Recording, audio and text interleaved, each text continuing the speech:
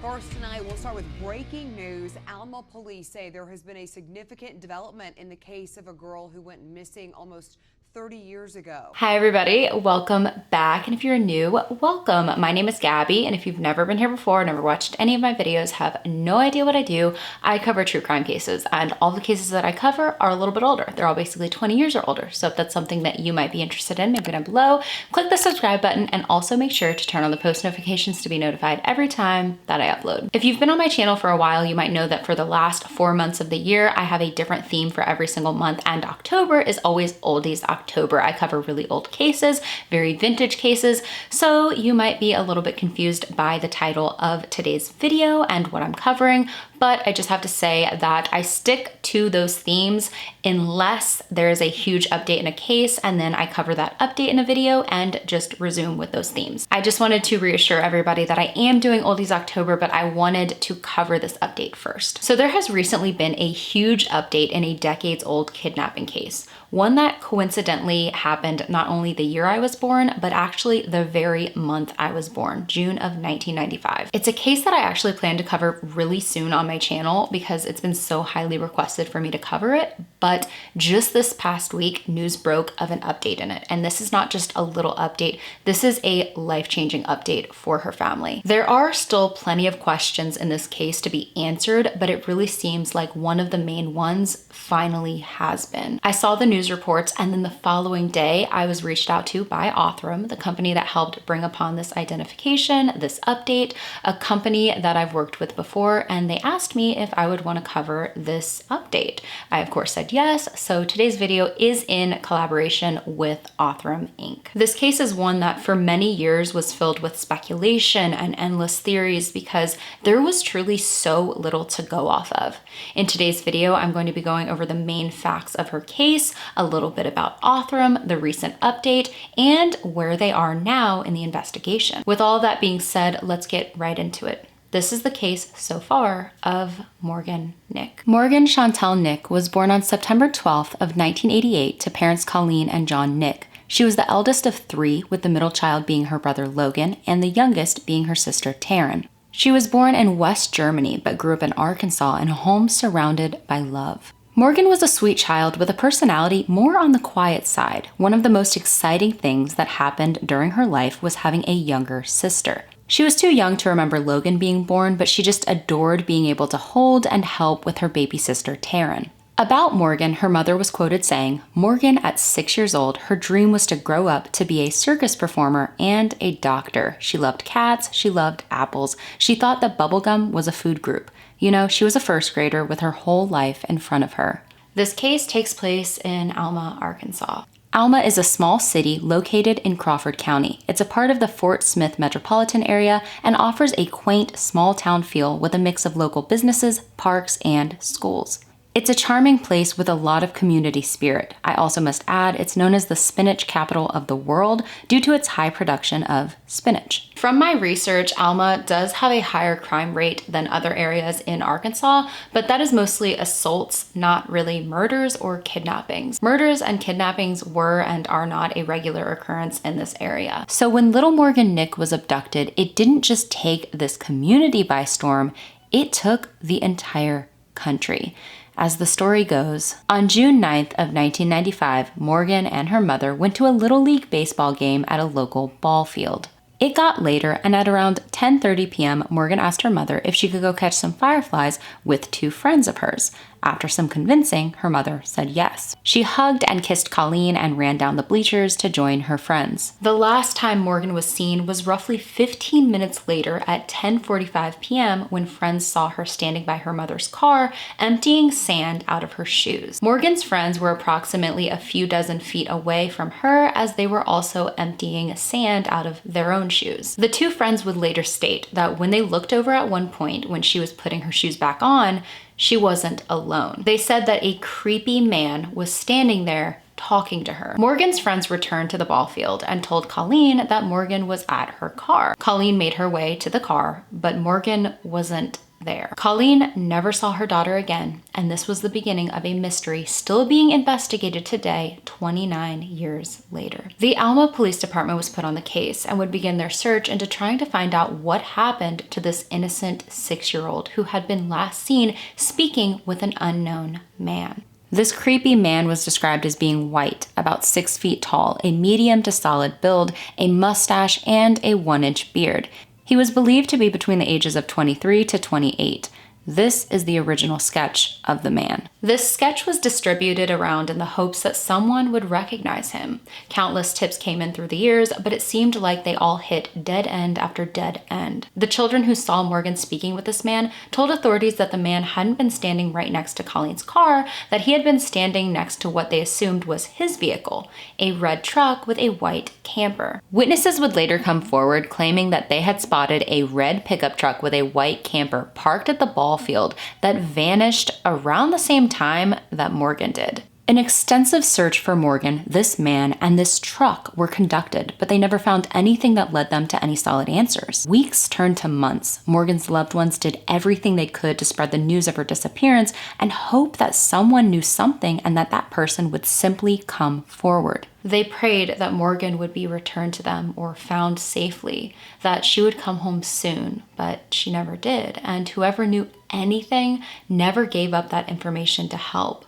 Whoever took her, because this was an abduction case, never confessed. I thought when the police got there, I thought that they would know what to do, that they would figure this out, that we would have Morgan back right away. Over time, the Alma Police Department would even dedicate an entire room to Morgan's case. Boxes and boxes, files and files, all in the hopes that pieces would fit together to solve this puzzle. The year following Morgan's abduction, Colleen founded the Morgan Nick Foundation. It is a foundation dedicated to helping parents and families in Arkansas of missing children and adults. Its focus falls into 3 categories: intervention, education, and legislation. They help with spreading word of disappearance cases, working as a liaison with authorities, educating young people on safety measures to better prevent an abduction, advocating for legislation when it comes to protecting children, and the list goes on. With the help of Colleen's efforts, in that same year of 1996, Arkansas changed the name of its missing child alert system to the Morgan Nick Alert, and it works similarly to the Amber Alert that most of us are familiar with today. Later on in 1996, a photo was released to the public of what Morgan would possibly look like at 8 years old. Colleen said, "Until someone can tell me that Morgan did not survive, then I'm going to fight every day for her to come home. There's a tremendous amount of truth and hope and encouragement in the fact that when Morgan was taken, the state of Arkansas stood up." Now, there were persons of interest in this case through the years, but the main one that they started looking at for a little bit of time came about only 3 months after her disappearance. In August of 1995, a man driving a red pickup truck attempted to abduct an 11-year-old girl outside a Van Buren restaurant, an area only 10 minutes from Alma. The girl ran away and thankfully got help. A witness was able to get the license plate of the truck, and it was later handed over to police. The license plate led them to a man named Billy Jack Lynx, who would later be identified by the girl as being the man who attempted to abduct her. He was questioned on the 31st of August in 1995 regarding Morgan Nick's disappearance, and at the time, he actually completely checked out, and they did not believe that he had been involved in any way. He would pass away behind bars in the year 2000. The next update in this case was a year after that. A second sketch of the man from the ball field was released by authorities in 2001, looking far different than the first one though. This is the sketch most often used in reportings of her case. Thousands of leads were followed through the years, and that is not an exaggeration. There were thousands. Her case was featured on Unsolved Mysteries, America's Most Wanted, and even an episode of Extreme Makeover Home Edition in 2005 when her family home was renovated after a water heater explosion. The FBI has been involved in her disappearance case, and the reward for the discovery of what happened to her has increased tremendously through the years, quickly reaching $60,000. Many age progression photos of Morgan were released as time passed, including ones depicting her at the ages of 11, 16, 18, 27, and 32. It is truly the amount of cases of missing children that have been located years later that gave Colleen so much hope. In early 2002, authorities received a tip, one that they deemed promising. The tip was that Morgan's remains may be buried on a private piece of land in Boonville, Arkansas, an area roughly 50 miles southeast of Alma. A digging team was brought out on January 15th, and so were cadaver dogs. The search ended at 9:30 p.m. that night. They located no evidence that had any connection to Morgan, and they never returned to that area. In 2010, authorities received a tip to search a vacant home in Spiro, Oklahoma, an area roughly 30 miles southwest of Alma. The first search of the home was conducted on November 15th of that year. Nothing was found in connection to Morgan's case, but they again searched the home 7 years later on December 18th of 2017. Cadaver dogs alerted to a well on the property, which authorities stated was at the center of their investigation at the time.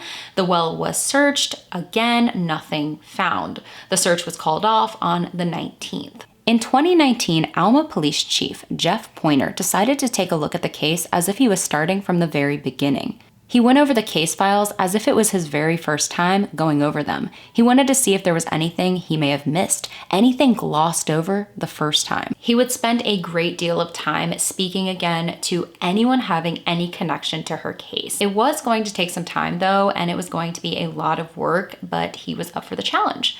2 years later, a huge suspected clue arose. When he was going over everything and talking to people again, there was one person he felt the need to look into a second time, someone originally crossed off as a person of interest.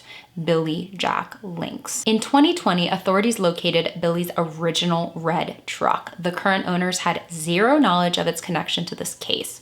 The truck had originally been impounded by authorities and kept for many years, but had been later put up for auction, sold to a few different owners, and taken by authorities again. The truck is a 1986 Chevrolet Scottsdale. The Alma Police Department took it in and had an FBI evidence response team examine it for evidence. They vacuumed the inside of it and produced a few canisters of evidence and went over the findings. The first thing is that they located green fibers under the mat under the seats and in metal pieces of the truck that were a close match to the t-shirt Morgan had been wearing the day that she was abducted. The day she was abducted, she had been wearing a green Girl Scouts shirt, very recognizable in color, blue denim shorts, and tennis shoes. Other than that, the possible t-shirt fibers, they found blood on the dashboard and blonde hair. It was going to be a bit of a process though when it came to the testing of the blood and the hair, so we will come back to this soon. In 2021, news broke of a photo from the ball field being brought forward, and in that photo was a red truck with a white camper. Colleen stated that this photo just made her want to throw up because there was always the talk of a red truck with a white camper being involved, but now there's a photo of one that was at the ball field. It really made her think, could this have been the truck that took Morgan away from her that day? This was a fuzzy photo, but could this have been Billy's truck? Well, Morgan's case gained even more attention when a 4-part documentary series was released in early 2023 titled Still Missing Morgan. This documentary did cover the new information surrounding the red truck. Now, let's get into the update. Lab technicians at the time were unable to create a DNA profile from the blood or the hair. The DNA was simply not strong enough in either. This was upsetting, but Detective Sean Taylor of the Alma Police Department heard about Othram Inc. and their ability to extract DNA from hair samples that do not have a root. This is not easy to do. He informed the FBI of this, and the FBI sent over the evidence from the truck so it could be sent over to Othram Labs. Now, a little bit about Othram. Othram Incorporation is a for-profit organization dedicated to utilizing the power of genetic genealogy to identify both perpetrators and unidentified individuals. It was founded by David Middleman in the year 2018, and he and his wife Kristen run the company today with the help of their team of forensic professionals. Their laboratory is based in Woodlands, Texas, and is the world's only laboratory built to combine genome sequencing with advanced human identification applications. They have helped give resolution to through so many cases, quite a few I've covered on my channel, from identifying John and Jane Does to fully solving cases. Some of those cases spanning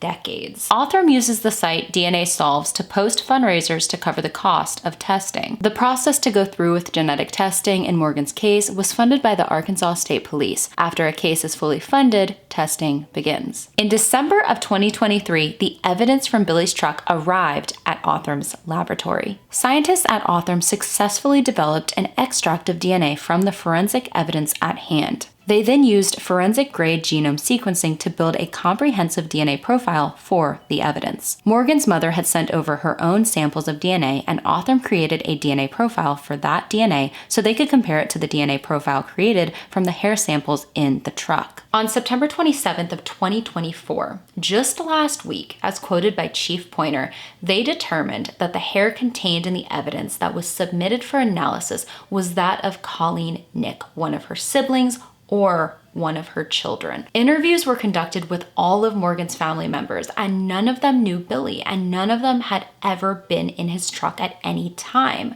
which means it all points to the only one having possibly been in that truck was Morgan. Chief Pointer led the press conference of the update in Morgan's case on October 1st, stating that Billy Jack Links is the first and only suspect in Morgan's disappearance case, and that, quote, the lab results strongly indicate that Morgan had been in the truck. Colleen tearfully spoke at the conference as well. And what I have to say about Billy Jack Links is that he stole Morgan from me. He stole her from her dad. And he stole her from Logan and Taryn. But he didn't see that he could never win.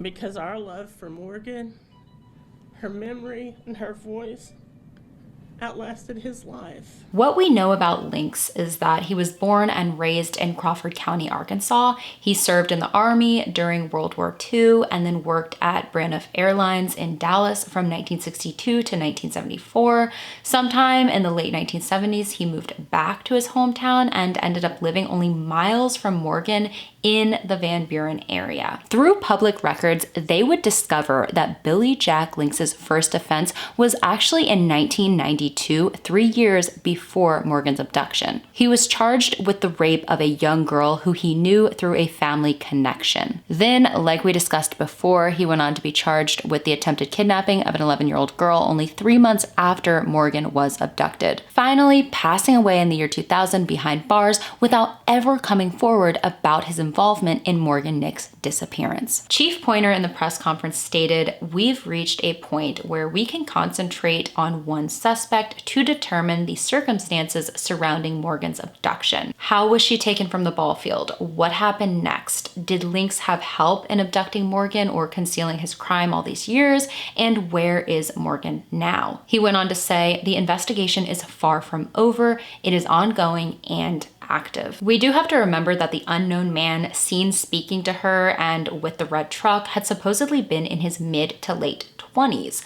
Links would have been 70 when Morgan was abducted. I do have to mention though, and this was brought up on Reddit in a discussion about this update, that Billy had a son. His name is Andy Lee Links, and on February 22nd of 2011, he forcibly entered a woman's home, told her to hand over any money that she had, and sexually assaulted her. Thankfully, her roommate was home, heard the screaming, called authorities, and he was arrested. He was sentenced to 10 years in prison. He is currently out of prison, but a registered sex offender for the rest of his life. Many consider, there's an entire Reddit thread of it, that possibly he was involved in Morgan's abduction as well, that maybe he helped his father. He would have been 26 at the time of Morgan's abduction, so it is something to think about. Of course, for now, this is a theory. Authorities have not verified anything regarding his son. It's just, again, something to consider. What actually happened that day is still unknown, but now we officially have the man suspected of taking her that day, whether he had an accomplice or not, and the vehicle she was believed to be taken in. If you have any information regarding the disappearance of Morgan Nick or regarding Billy Jack Links' involvement, you are urged to call 1-800-THE-LOST, which is 1-800-843-5678. Also, if you want to help bring a resolution to a case just like this one, possibly give an unidentified victim their name back or give a family long-awaited closure, you can head over at any time to DNASolves.com and choose a current case on their site to donate to. Currently up on the site is a case of a 2006 John Doe who died in a car crash, but his dog lived through the incident and went on to train in police work. Her name was Coco. I talked about this case in a previous video. There's a John Doe from 1997 found on Garnet Mountain in Drummond, Montana. There's also a Jane Doe from 1993 who was found burned in an empty lot in Bridgeport, Connecticut. Anything helps, anything at all. I know a lot of people around the holidays, especially around Christmas and the New Year, want to give a little bit of money to a charity or try to help in some way, and I will always, always, always recommend Othram. For now, I do want to thank Othram for reaching out to me to cover this long-awaited update in a case that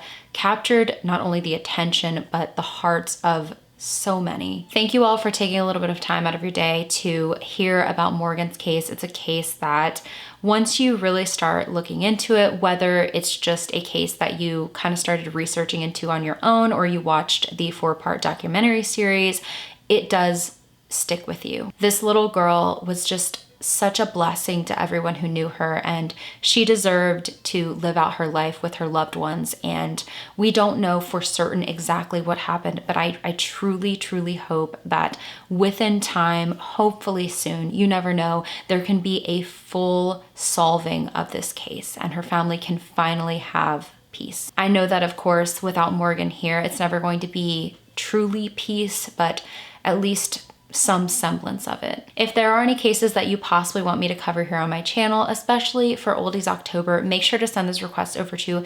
gabulosiscaserequests@gmail.com. Like always, you never know who might stumble across this video, so make sure to leave some kind words down in the comments for the loved ones of Morgan. I hope you all have an amazing rest of your day. Stay safe, and I will see you in the next one.